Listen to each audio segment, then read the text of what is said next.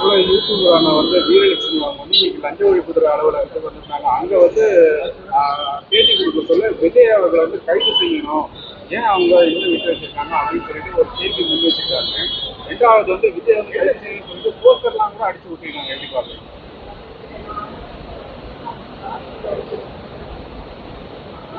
அரசு ஏற்கனவே சிலர் மீது வழக்கு பதிவு செய்திருக்கிறது.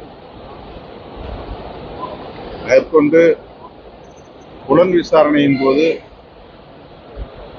கூடுதலாக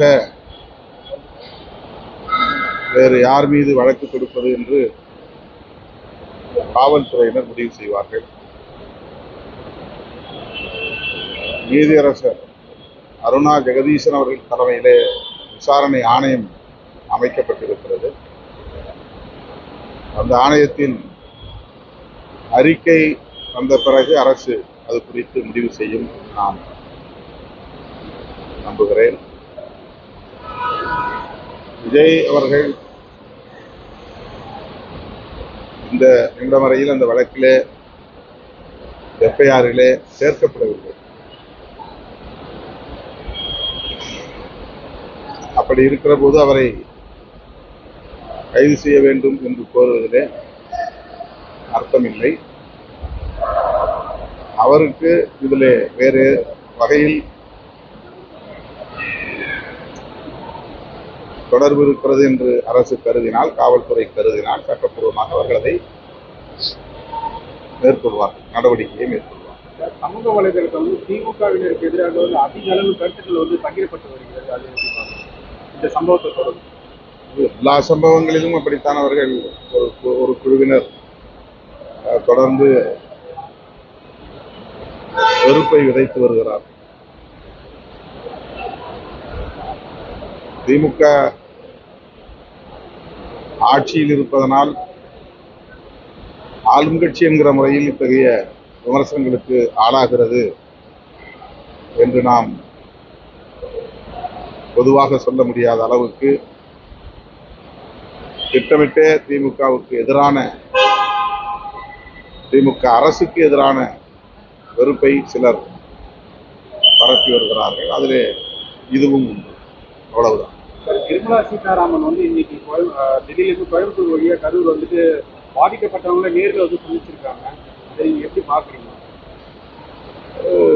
ஆறுதல் சொல்ல வருவதற்கு அனைவருக்கும் பொறுப்பு இருக்கிறது, கடமை இருக்கிறது, உரிமை இருக்கிறது. அந்த வகையிலே அவர் வந்தது மகிழ்ச்சி.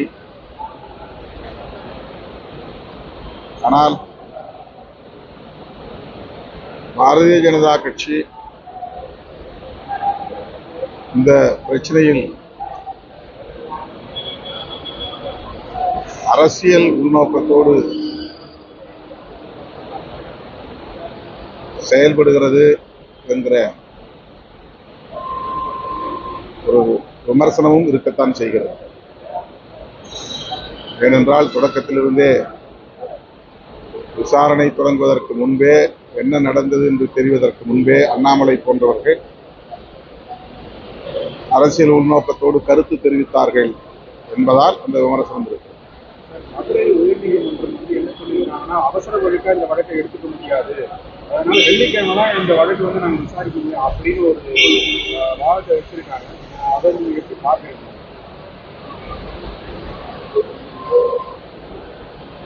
அரசு உடனடியாக இதில் தலையீடு செய்து பாதிக்கப்பட்டவர்களுக்கான நிவாரணப் பணிகளையும் மேற்கொண்டிருக்கிறது. வழக்கும் பதிவு செய்து புலன் விசாரணையை தொடங்கி இருக்கிறது.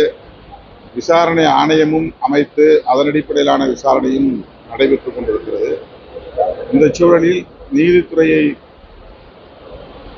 அரசுக்கு எதிராக அணுகுவது என்ற ஒரு முயற்சியை தமிழக வெற்றி கழகத்தார் மேற்கொண்டிருப்பது எல்லோருக்கும் ஒரு அதிர்ச்சி தான். நீதித்துறை நிதானமாக இதை கையாளுவோம் என்று சொல்லியிருப்பது சரி என்றே கருதுகிறேன்.